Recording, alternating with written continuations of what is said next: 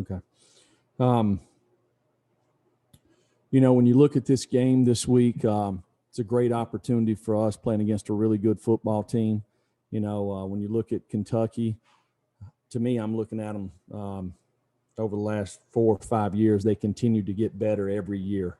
They're a physical team. They're very well coached. They play together.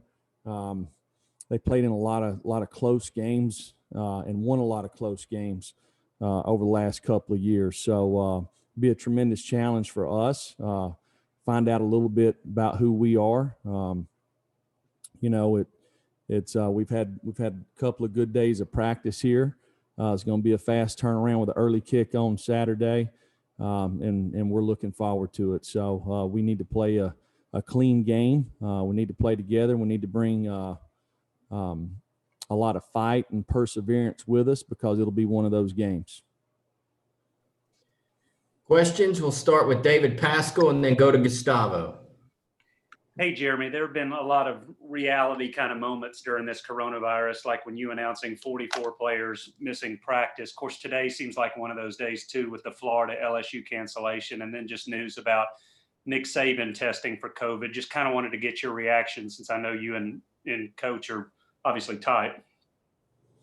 Yeah, it's the reality. I don't think there's probably not any family across our country that has not been affected during this pandemic, whether it's somebody losing a family member or somebody getting COVID and missing work and going through the anxiety and trying to get well. We see it every day with our players, with our staff. I send my kids to school. I send them to school because they need it. And I also know that there's a risk with that. So I get it. I hate it for anybody that has suffered through this. It's tough times. But one thing that I will say is, with the leadership of Greg Sankey and everybody at the SEC office, we've continued since March to find solutions, to find the answers to the problems, and to give these student athletes an opportunity to do something that they love to do and try to do it in the safest way possible. So it obviously it has been a tough day, I guess. Gustavo? Coach, there were a lot of issues in the Georgia game. Do you feel like in those days of practice, you were able to fix a lot of issues you had during the Georgia Bulldogs game? Well, Gustavo, I'd need to take about 15 of those players over there on Georgia's defense and put them over here to work against their offense every day to try to fix some of those problems, right? I mean, we made some mistakes in the game, but, I've talked about this before. They had a lot to do with that, So, we got whipped in the second half. We admit that. And we got to find a way to fix it. And I feel like we got people in our program that, again, are trying to find the solutions to our issues, and we're going to work hard to fix them. Vince Ferrar. Jeremy, I know there are a lot of variables to this, and every team is probably very different. But with this year's team, how much of a feel do you have during the week or even in pregame as to how well your team is going to play and maybe, mentally how dialed in they're going to be? Well, the reality of it is, we take a test tomorrow, which will be our third one of the week. And the kids work really hard to get prepared all during the week at every school, right? But until that third test comes back negative, these guys don't know if they're going to be able to play or not. So there's just a lot of anxiety that not only through our program, but every program, So it's something that we understand. I feel like that our team has handled it in a very positive way, and we've got to continue to do that. Patrick Brown. Jeremy, it looks like Tyler Barron is playing a lot for you guys on early downs. What has he done to sort of get that role, and what do you guys like to see from him moving forward? Well, Tyler's a smart kid, has really good size, has good athleticism. He works hard at practice. He's got some toughness to him, so he's a guy that got to practice most of fall camp, so he took advantage of it. And he knows that he's got to continue to work hard to improve, and he's working hard to do that every day. Any other questions? Blake Topmeyer. Yeah, Jeremy, with all this going around at different schools this week, I wanted to check. I mean, what is the situation within your team? I know it's been pretty smooth sailing since the season started for the COVID test, but I mean, what's the situation within your program right now? Well, we've had no negative tests for I think 3 weeks now. But as you can see, it can change in one day. I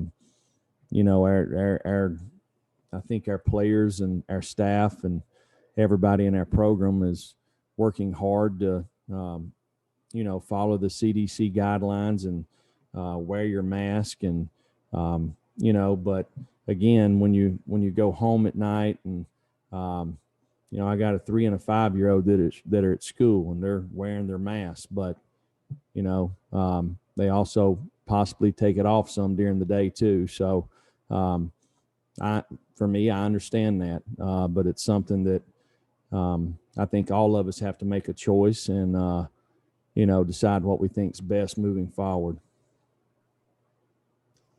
Trey Wallace. Jeremy, can you talk about the progression, if there has been, from JJ Peterson from fall camp until now? And is he still in the rotation at outside linebacker? No, he's not. JJ is taking a couple of weeks away from the team, so he's not been with us for a couple of weeks. Dan Harrelson. Coach, you mentioned Kentucky the last 4 or 5 years as they continue to get better as a program. Talk about offense coordinator Eddie Gran. He's a guy that's brought a lot of success to that program. Of course, he's had a long and good career in the Southeastern Conference. Yeah, well, the first thing that, when you look at an Eddie Gran offense is just the physicality. They're committed to running the football.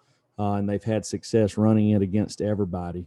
The creativity that he does each week and how he does it is very impressive to me from a conceptual standpoint and just watching them and studying them.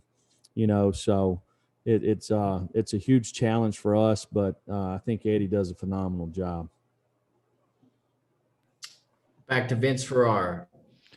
Coach, you talked a little bit about their defense and their physicality there as well. What else about Kentucky's defense presents challenges? They've turned teams over, things like that. But what else do you see in their defense that could be a challenge for you guys? Well, they play hard. I said this earlier today. I had the opportunity to follow Coach Stoops at Florida State. So a lot of those guys that I coached, he recruited, and I didn't have to teach them how to practice. I didn't have to teach them how to play hard. They were tough. They were physical. They really good at fundamentals, and you can see it with his Kentucky teams.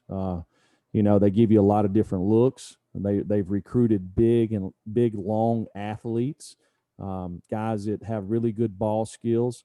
They play together, give you a lot of different looks. So they create issues. All right, last question, Gustavo. Let's go Gustavo, then Mike Wilson to finish. Right, there were a lot of talk about Caden Mays. He's been playing a couple of games. Why do you see his, development playing for you? I'm sorry. What'd you say the last part, Gustavo? What'd I say? No, about Caden Mays. No, how's he been developing? Yeah, well, Cade is a guy that really could play every position on the offensive line. He played right tackle against Missouri and a little bit of right guard. Obviously, we've had little bit of injury bug up front on the offensive line. So to get the right combination up there, he played right guard against Georgia. We'll continue to work him at right tackle and right guard as we go through the season. Jeremy, are you expecting JJ Peterson back with your team at some point then? And is there an explanation for him stepping aside for a couple of weeks? No, I don't think I want to comment on that. When it's something that JJ wanted to do, and me and him talked and had a really good talk about it. So that'll be between me and him. But you do expect him back? Well, we'll see. We'll see. Okay, thank you. All right. Thank y'all very much. Okay. Thank you.